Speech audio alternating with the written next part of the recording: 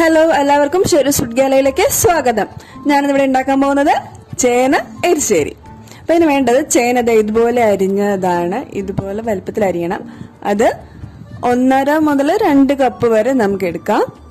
പിന്നെ തേങ്ങ ഒരു മുറി ചിരകിയതാണ് കേട്ടോ ഇത്. അത് 2ആയിട്ട് വെച്ചേക്കണം. 1 അരയ്ക്കാൻ, 1 വറുത്തെടുക്കാൻ.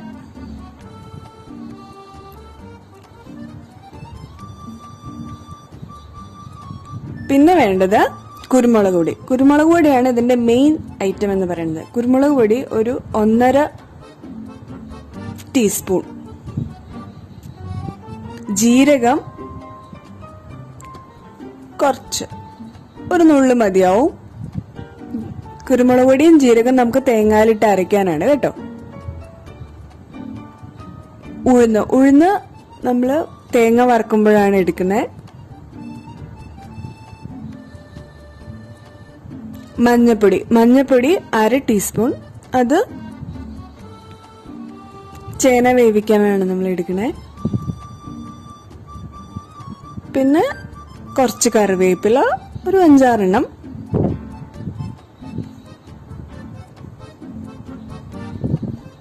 ഉപ്പ് ആവശ്യത്തിന്.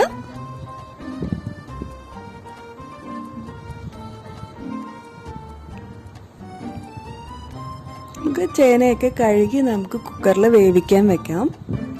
ചേന ഒരു 4 വിസിലോളം ഞാൻ കേൾപ്പിക്കുന്നുണ്ട് കേട്ടോ. മഞ്ഞളിടുക. അതിനുശേഷം ഉപ്പിടുക. ഉപ്പ് കുറച്ചിട്ടാൽ മതി. ഇനി അഥവാ കുറവാണെന്ന് തോന്നുകയാണെങ്കിൽ വെന്ത് കഴിഞ്ഞിട്ട് അരപ്പ് ചേർക്കുമല്ലോ, അപ്പം നമുക്ക് ചേർത്താൽ മതി. ഇനി ഇതിൽ നെകയ്ക്ക് വെള്ളം ഒഴിച്ചിട്ട് നമുക്ക് 4 വിസിൽ കേൾക്കണ വരെ അടുപ്പിൽ വെക്കാം. നമുക്ക് ആ സമയത്ത് തേങ്ങ അരയ്ക്കാം. തേങ്ങ,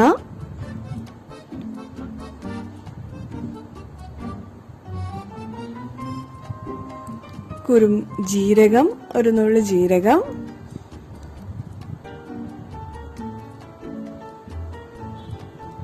കുരുമുളക് പൊടി,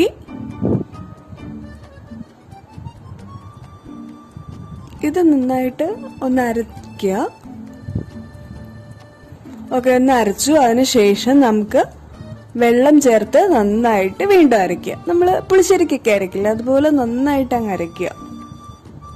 നമ്മൾ തേങ്ങ വറുത്തിടുന്നുണ്ട് വേറെ, അതുകൂടാണ്ട് ഈ തേങ്ങ നന്നായി അരച്ചെടുക്കുക വേണം. ഇപ്പം ഞാൻ ആവശ്യത്തിന് വെള്ളം ഒഴിച്ചു. ഇതിപ്പോൾ അരച്ചു കഴിഞ്ഞപ്പോൾ നന്നായിട്ട് അരിഞ്ഞിട്ടുണ്ട്. ഇത് കണ്ടില്ലേ, നന്നായിട്ട് അരിഞ്ഞിട്ടുണ്ട്.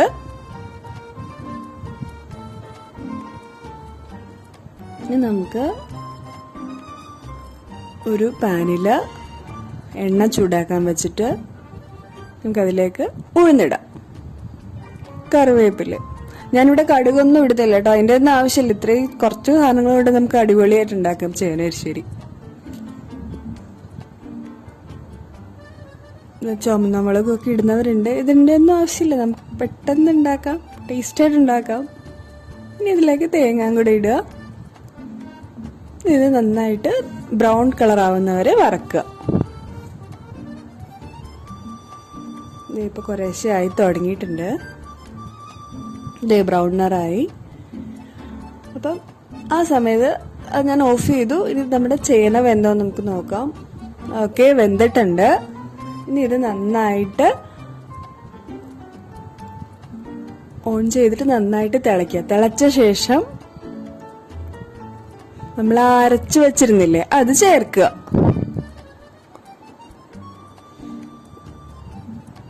എന്നിട്ട് വീണ്ടും ആ അരച്ചതും കൂടെ ചേനയും കൂടെ നന്നായിട്ടൊന്ന് തിളയ്ക്കുമ്പോൾ നമുക്ക് വറുത്തത് ചേർക്കാം. ഇതേ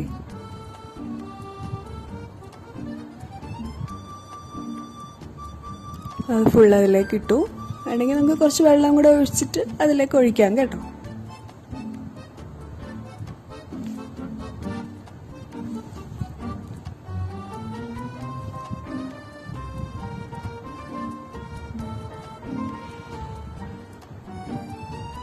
ഇനി ഇത് നന്നായിട്ട് ഇളക്കുക.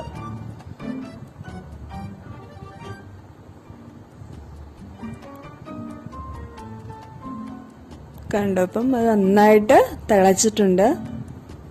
നമ്മൾ തേങ്ങ ചേർക്കുന്നത് എപ്പോഴും ഓഫ് ചെയ്തിട്ടാണ്. ഞാനത് ഓഫ് ചെയ്തു.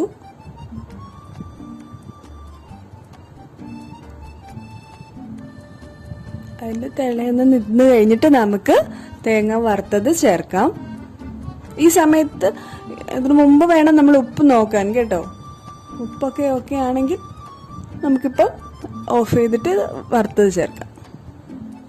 ഞാനിത് ഫുൾ ഇതിലേക്ക് ഇടുകയാണ്.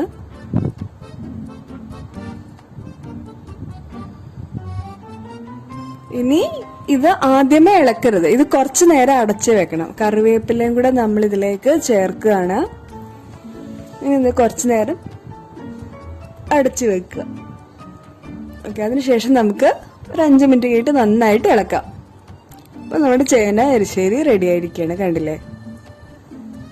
അപ്പം നമുക്കിത് ഒരുപാട് കഷ്ണങ്ങൾ ഇട്ടിട്ട് പല രീതിയിൽ നമ്മളിത് ഉണ്ടാക്കാറുണ്ട്. ഇതിപ്പോൾ നമുക്ക് എളുപ്പത്തിൽ ചേന കൊണ്ട് മാത്രം ഉണ്ടാക്കാൻ പറ്റുന്ന ഒരു എരിശ്ശേരിയാണ്. അടിപൊളി ടേസ്റ്റാണ്. നിങ്ങളെല്ലാവരും ട്രൈ ചെയ്ത് നോക്കണം. എളുപ്പമാണ്, നിങ്ങൾക്ക് എല്ലാവർക്കും ഇഷ്ടപ്പെടുന്ന എനിക്ക് ഉറപ്പാണ്. അപ്പോൾ നിങ്ങളെല്ലാവരും ട്രൈ ചെയ്തിട്ട് നിങ്ങളുടെ അഭിപ്രായം എന്നെ അറിയിക്കുമല്ലോ. വീണ്ടും കാണുന്നവരെ ഗുഡ് ബൈ.